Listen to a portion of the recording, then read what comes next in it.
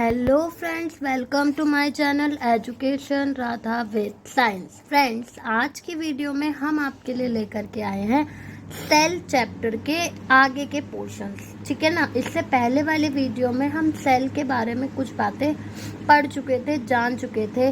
Plant cell, animal cells, prokaryotic, eukaryotic, इन सारी चीज़ों के बारे में जान चुके हैं। तो अगर आपने वो वीडियो नहीं देखी है तो वो वीडियो आप चैनल पर जाकर देख सकते हैं।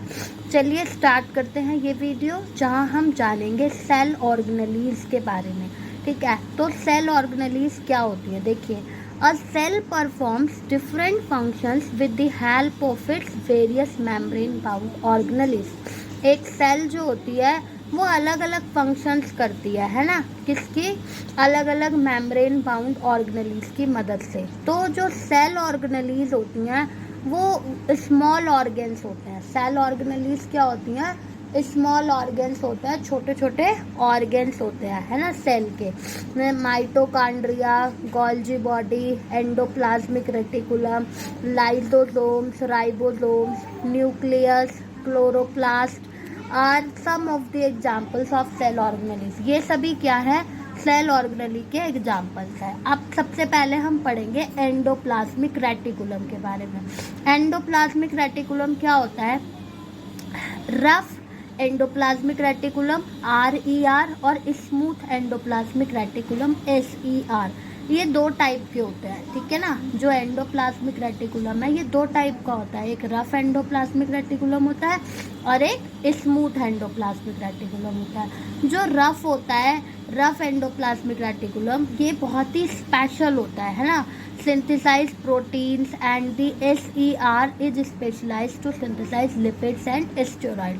मतलब जो RER है ये तो प्रोटीन बनाने में मदद करता है, ठीक है, और जो SER है ये लिपिड और स्टेरॉइड्स को बनाने में मदद करता है। ठीक है, RER प्रोटीन बनाने में मदद करता है और SER लिपिड और स्टेरॉइड्स बनाने में मदद करता है।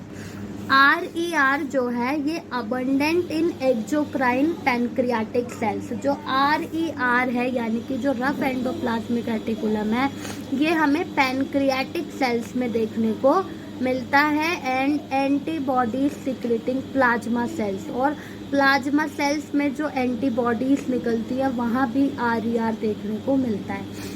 SER ये एक अबंडेंट होता है लीवर में, यानी कि कहाँ पाया जाता है SER? ज़्यादातर लीवर में देखने को मिलता है, टेस्टिकुलर सेल्स में देखने को मिलता है, जहाँ पे ये स्टेरॉइड हार्मोन्स को बनाता है। ठीक है।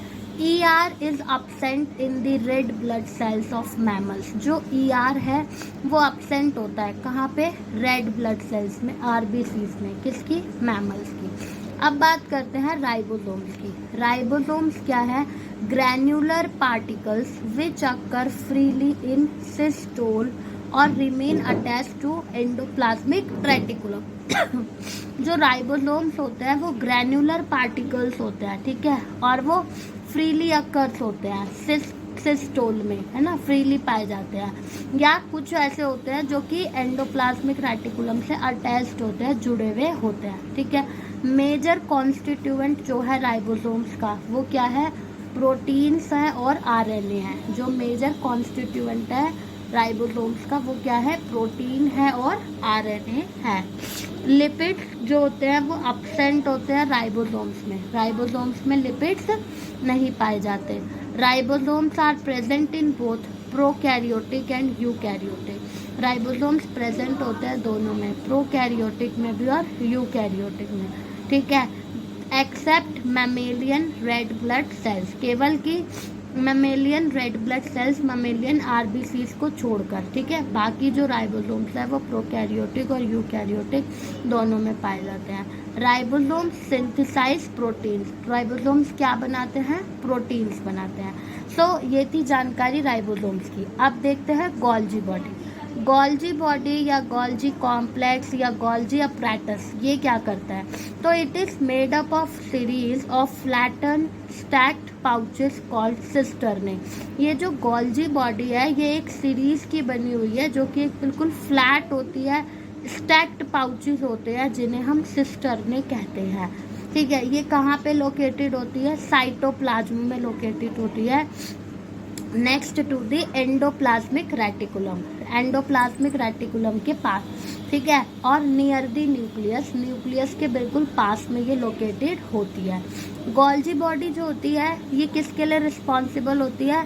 ट्रांसपोर्टिंग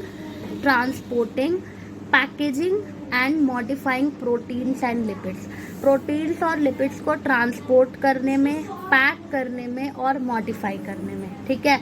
और ये किसकी तरह एक्ट करती है? एज अ वे स्टेशन और असेंबली एरिया, एक वे स्टेशन या एक असेंबली एरिया की तरह काम करती है। It package material synthesised in the cell, इसका जो पैकेज मटेरियल है वो सेल में बनता है। And dispatches them to plasma membrane, और उसको डिस्पैच कर देता है प्लाज्मा मेम्ब्रेन में, लाइसोसोम्स में, ठीक है। तो ये थी गोल्जी बॉडीज के बारे में जानकारी। अब बात करते हैं लाइसोसोम। लाइसोसोम्स जो होते हैं ये टिनी सैक लाइक स्ट्रक्चर्स होते हैं जो कि डिस्ट्रीब्यूटेड होते हैं साइटोप्लाज्म में, ठीक है। इन्हें हम सुसाइड बैग्स भी कहते हैं सेल का। It acts in digesting intracellular components, hence called digestive bag, ठीक है। ये किसकी तरह काम करता है? एक इंट्रासेलुलर कंपोनेंट की तरह काम करता है और इसीलिए हम इसे डाइजेस्टिव बैग कहते हैं। ये destroy any foreign material that enter the cell, thus it protect from infection. ये क्या करता है? कोई भी फॉरेन मटेरियल अगर सेल में एंटर कर जाता है तो ये उसको नष्ट कर देता है ना, और इस तरीके से किसी भी इन्फेक्शन से सेल को बचाकर रखता है। इसके अलावा ये रिमूव करता है worn out organelles by digesting them, hence जो फालतू की ऑर्गेनेलीज हो, जो वेस्ट हो चुकी है, बेकार हो चुकी है, उनको डाइजेस्ट करके ये क्या करता है? सफाई, एक तरीके से सफाई का काम करता है, साफ कर देता है ना। It removes the cell debris and are also known as demolition squads, scavengers and cellular housekeepers. Thus lysosomes form a kind of garbage disposal system. तो इस तरीके से ये garbage disposal system का काम करता है। तो फ्रेंड्स आज की वीडियो में इतना ही, मिलेंगे नेक्स्ट वीडियो में जहाँ हम और ऑर्गेनेलीज के बारे में जानेंगे। Thank you.